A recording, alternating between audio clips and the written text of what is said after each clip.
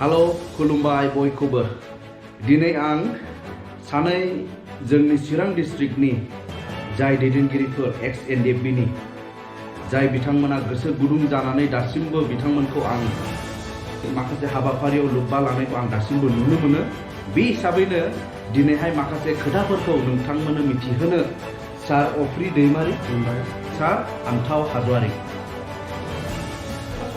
गिबियावनो मिथिना लानि अफ्रि सारनिफ्राय दिनै BTR पिस एकर्ड सेलेब्रेशन खालामदों BTR आव। दा बेनि सायाव नोंथाङा मा बुंनो सानो दिनैनि सेलेब्रेशननि सायाव?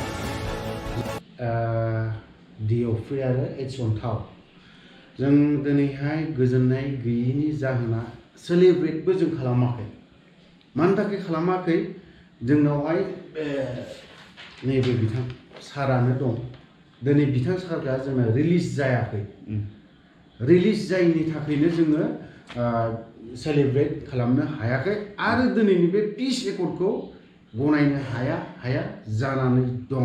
गनायनो हायि जाहोनाबो बेनो जे दिनैहाय रन्जन दैमारिया दिनैहाय मोनसे गिदिर थांखिनि थाखाय नांदोंमोन आरो मोनसे जों गिदिर थांखिखौ हायियाव स्टेटनि थाखाय स्टेट मोनबाबो जायोमोन।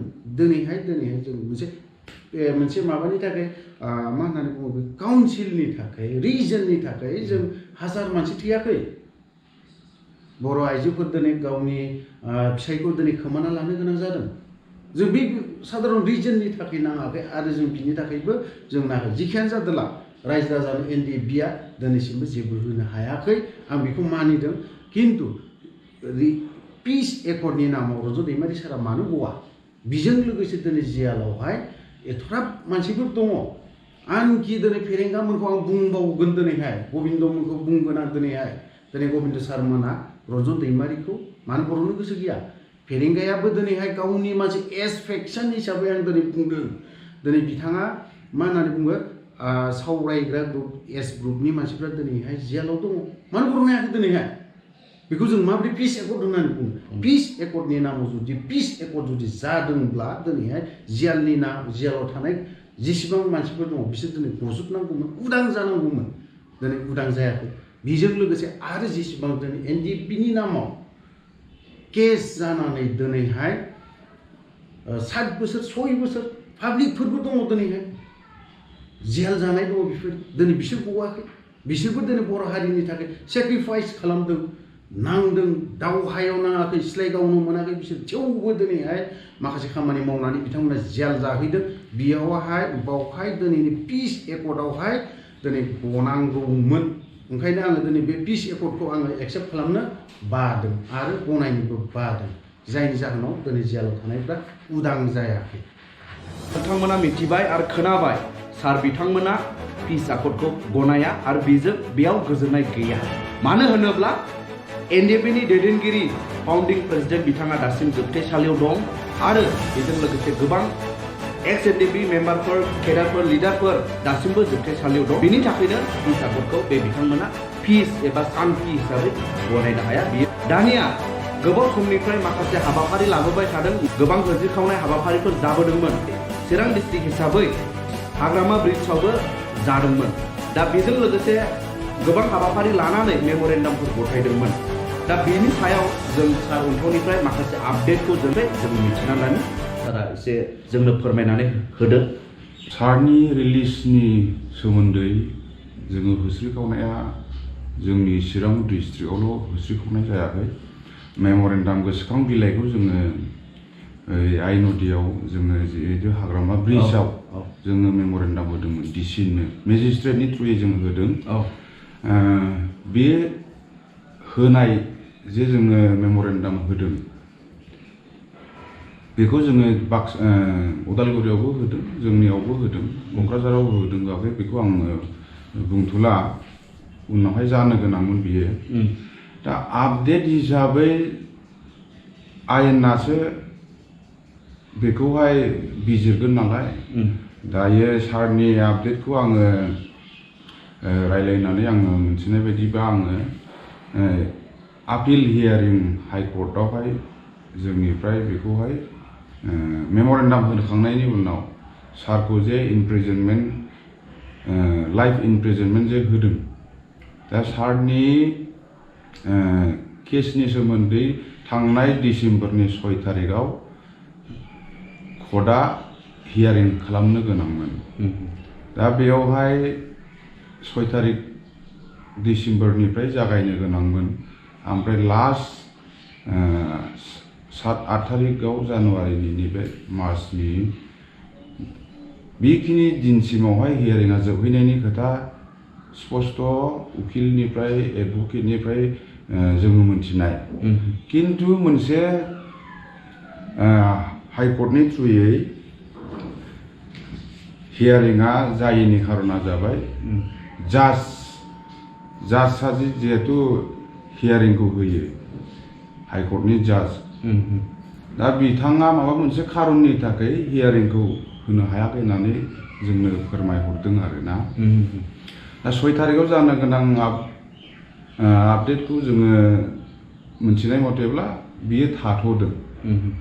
हियारिंआ जोबनायनि उनाव जाजमेन्ट जानो गोनांमोन, हियारिं जायैखायनो बे जाजमेन्टआबो जायाखै। दा बेयावहाय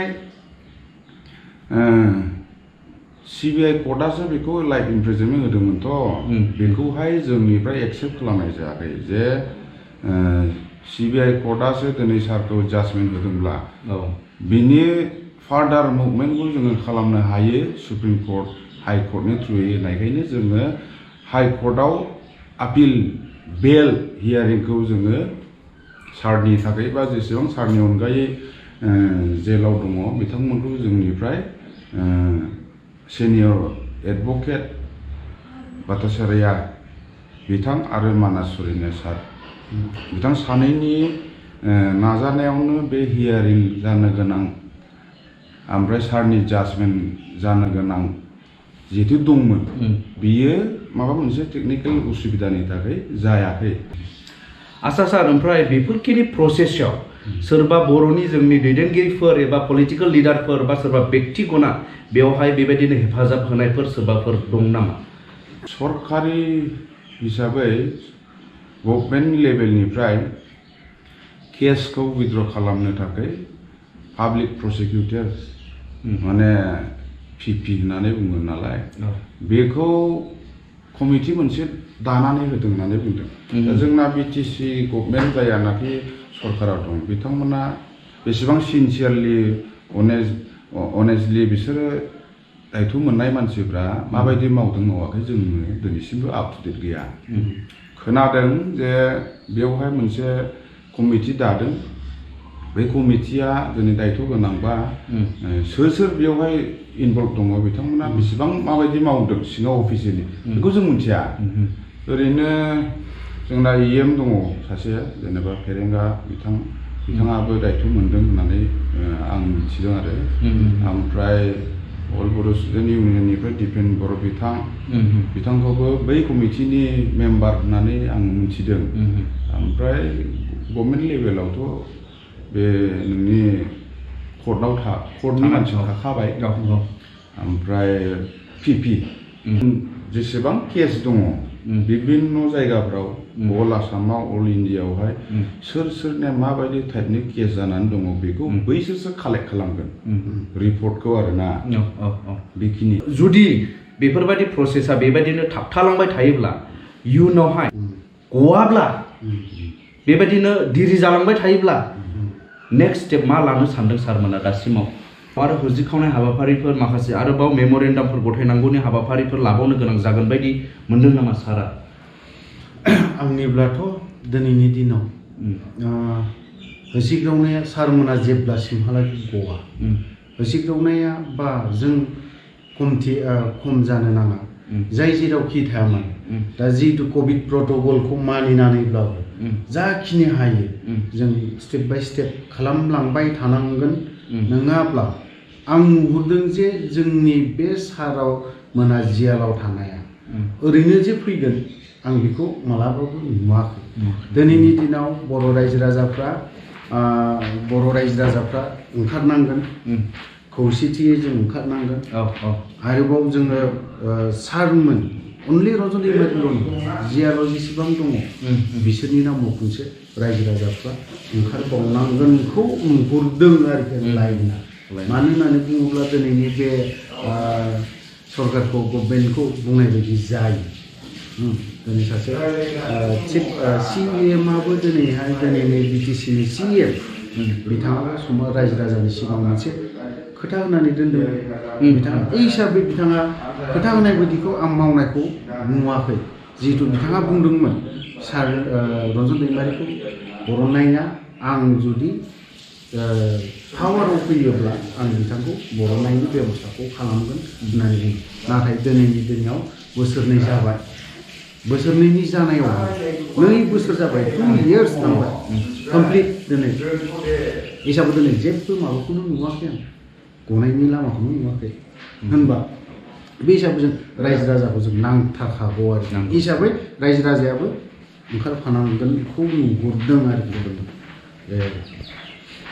दा नोंथांमोन रायजो राजा बर' रायजो राजाफोरनि गेजेराव जायफोरा हारि अनफावरि एबा हारिखौ मोजां मोनग्रा जाय बिथांमोना 34 years बा 34 बोसोर नांबोनानै दिनै दासिमबो पिस आकर्ड जाखांनायनि उनावबो दासिमबो जोबथेसालियाव दं बे बिथांमोनखौ नोंथांमोनहाबो जुदि अननाय अनखांनाय गोसो दङब्ला बेबायदिनो उननि होज्रिखावनाय हाबाफारिफोर जिखुनु बिसोरखौ बरननायनि थाखाय माखासे हाबाफारिफोर लानायाव जे नोंथांमोना मदद होयो एबा मदद खालायगोन बेखौ आंबो आंनिफ्राय बेखौहाय खावलायनाय थाबाय गुरैयै स' उननि समफ्राव जाहाथे नोंथांमोना बेबायदिनो हेफाजाब होयो जबरदस्ति नङा जाय गोसो दङ जाय बर' हारिनि जाय दैदेनगिरिफोरा दासिमबो जोबथेसालियाव दं बिसोरखौ गजानो लुबैयोब्ला बेवहाय बाहागो लानो गोसोब्ला नोंथांमोना थाखा फैसाजों नङाब्लाबो माखासे हाबाफारिफ्राव जेन ओंखारलायनानै जेन मदद खालामलायो बेखौ मिजिंथिनाय थाबाय।